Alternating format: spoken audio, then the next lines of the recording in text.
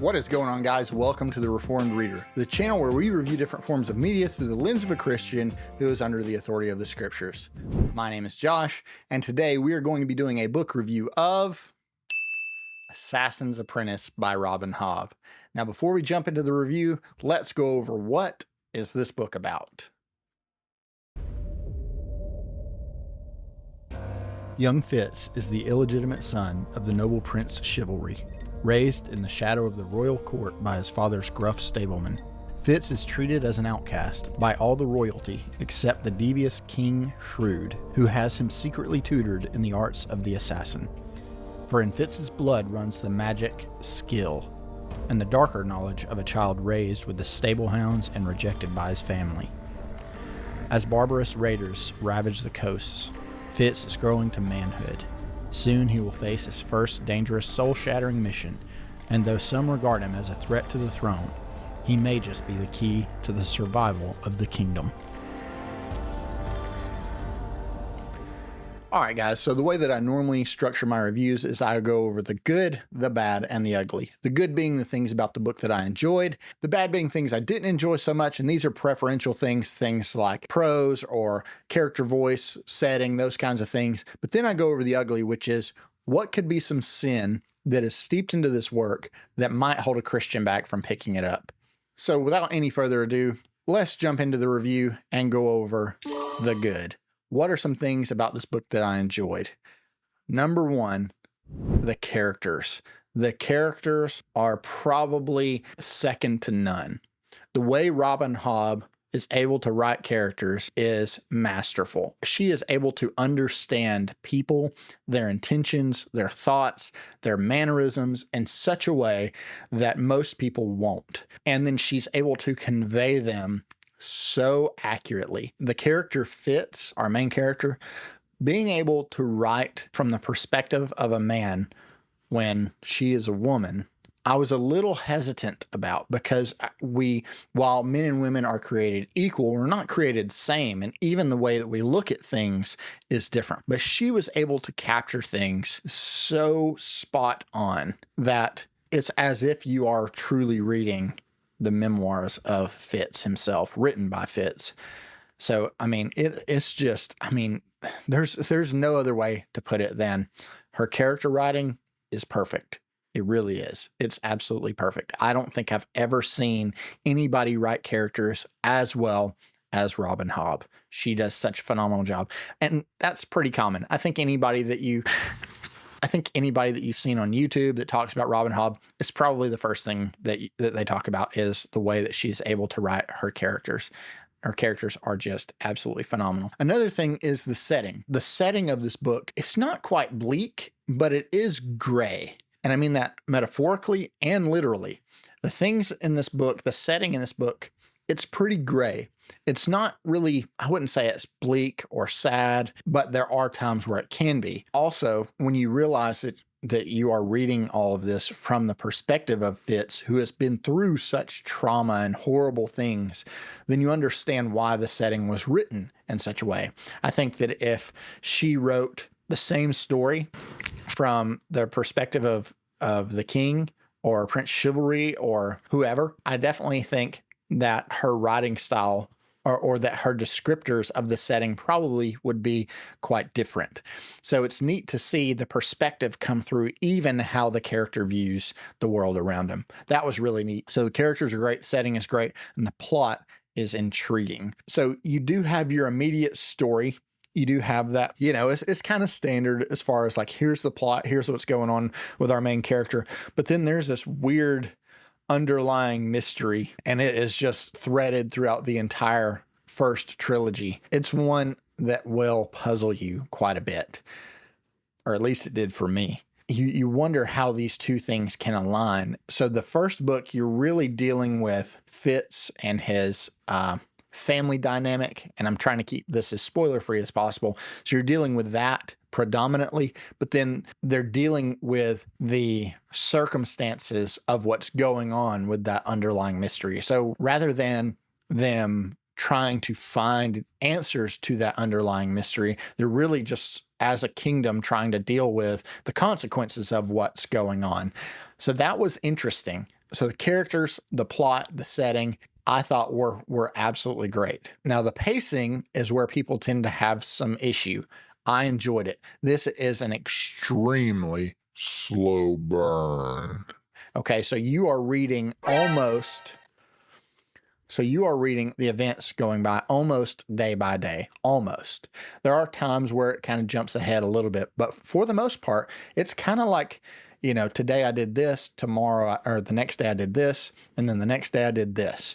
And so most of this book takes place in a pretty short period of time. It's a slow burn. So if you don't like slow books, you want action, action, action. You want something that's just, I mean, high octane. This is not that read. These books are much more of a character study than anything else. The plot, I'm not saying that the plot takes a back seat as far as how it's executed, but it does take a back seat as far as the things that are most prominent. So this is predominantly a character study book, but the pacing is very slow.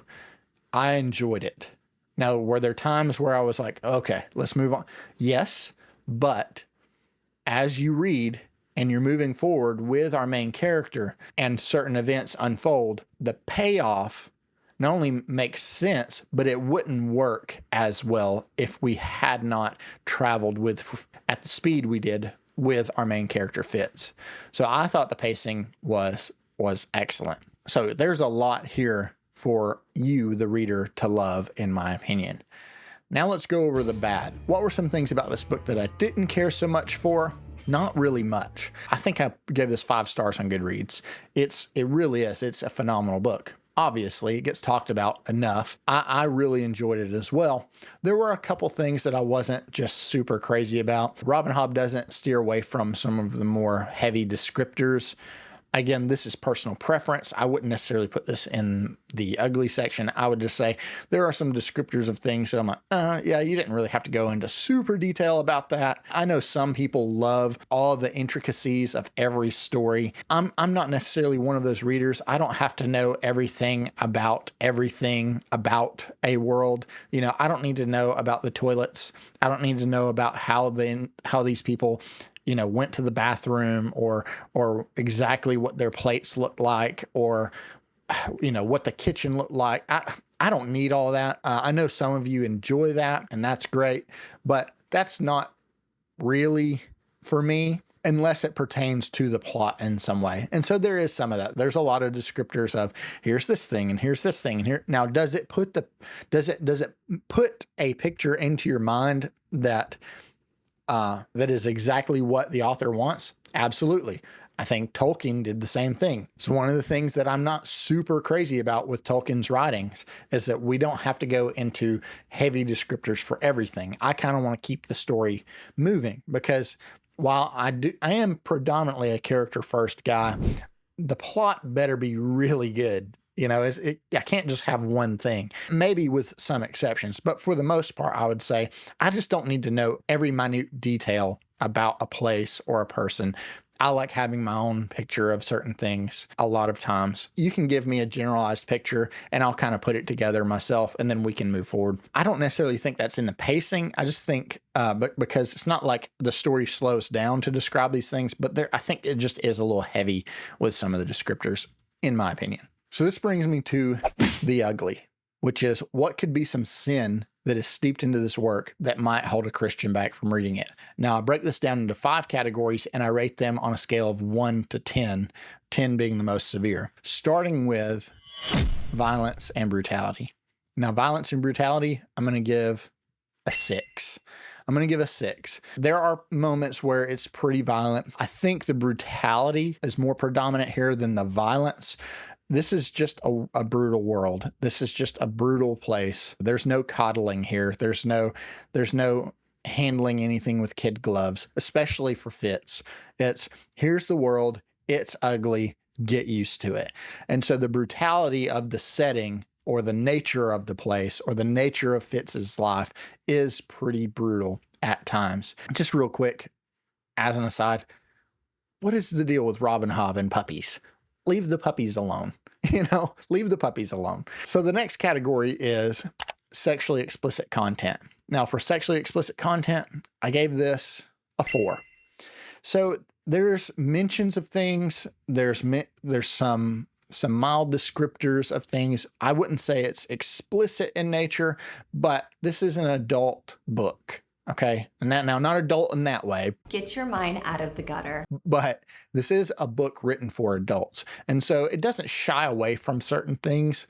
It kind of tells you the ugly truth about things. It tells you about illegitimate sons and daughters, about how they're treated. It tells you about how some of these relationships come about. But later on in the series, there are some more heavier descriptors. And so I want to put it at a 4, just so that way, if you guys haven't read it yet, and you're kind of on the fence and you want to know what I think, I want you guys to know that there are some things in here to be aware of before you jump in and go, okay, well, Josh said this book and this series is fine to read. I think it is, but I think it's fine to read for adults. Maybe it's not for everybody, and I get that. That's why I put it at a 4, because there are some descriptors. I don't think they're gratuitous in nature. I don't think they're heavy-handed, but they are there. So just know that going into it. So category 3 is going to be language. Now for language, I gave this a 3. There's a little bit, like I've said before, they're kind of what we refer to as like pawpaw words. I don't think there's anything super heavy. It's been a little while since I've read it. I think it's been about a year since I've read this book at the time of recording this. So I don't remember there being a lot of heavy language, but it wouldn't surprise me if they're sprinkled in there a little bit. I do think there's probably a little bit of blasphemy used here, things like OMG. I'm not saying that exactly, but probably to that extent. But for the most part, I don't think it's really in there. But there is some language here. So just know that before you jump into it. There's going to be a little bit. Again, I don't recommend this to kids. If you're an adult and you watch any kind of adult movie whatsoever, not that kind. Gutter. If you watch any kind of movie that is marketed towards adults that has some language in it, that's kind of, I think, PG-13. It's kind of what you can expect here. So the 4th category is going to be gratuitous inclusions. Now for gratuitous inclusions, I gave this a 0. I don't think there's anything in here that's gratuitous in nature. In the first book, there's nothing that I can recall. There's nothing that jumped out at me. There's nothing that turned me away from the book or turned me off of the book. Nothing that pulled me out of the story. I thought it was great. I didn't see any of that in this book, and I'm very thankful that it was not. Okay, and the 5th category is going to be dark themes. Now, for dark themes, I gave this a 4. I've had to think about it a little bit because, again, when I talk about dark themes, I also tend to include heavy themes, and there's some pretty heavy stuff in here. I wouldn't say it's extremely heavy topics, but there's some heavier topics here. There's some more adult topics here. Again, things that I wouldn't just like sit down and talk to my 11-year-old son about, but there's some heavier things here, especially that underlying mystery, what's happening to some of the smaller villages and towns within the kingdom. If you guys have read the book, you know what I'm talking about. Those can be pretty heavy, and Fitz having to witness some of these things, that was a really heavy scene, but it's supposed to be. It's supposed to really, really make you feel the weightiness of what is going on in this world, which is what bothers Fitz and should bother the reader, so that then we are becoming invested in this story and would love to see the resolution. I was going to say a 3, but I think it's a little heavier than that, so I would say it's probably about a 4. So this leads me to the final question, which is, would I recommend this to a Christian? And the answer is, yeah, I would. To any Christian that loves epic fantasy, yeah, I think this is an excellent book for you. Maybe not an excellent book to start with your fantasy journey, with your epic fantasy journey, because I think it's a little more of an advanced read. So I wouldn't say I would hand this to, somebody who's just wanting to get back into fantasy. I wouldn't say, here, read this, because it is a little bit heavier. The writing is a little bit more flowery. The pace is very slow. And so I think for a new reader, I would recommend something that's really fast paced, basically an action movie in book form. I think that's sort of where I would lean to a new reader. But for somebody that's a little more advanced as a reader, doesn't have to be fantasy, then I would say, yeah, this would probably be an excellent book. But yeah, I would recommend this to a Christian. I wouldn't have reservations about it.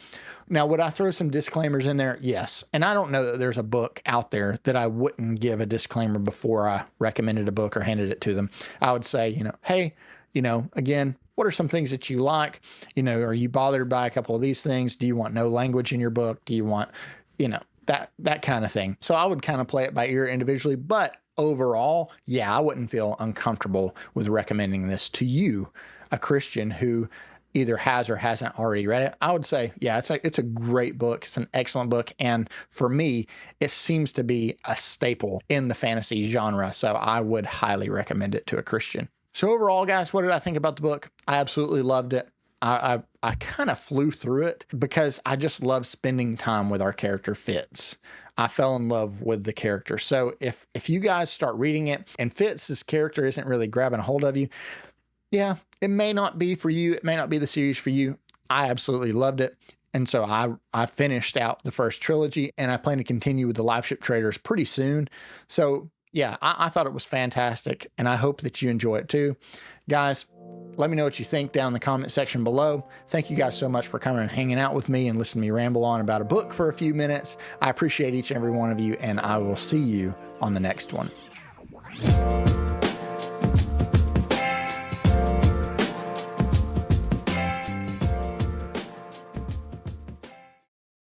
And I mean that literally, and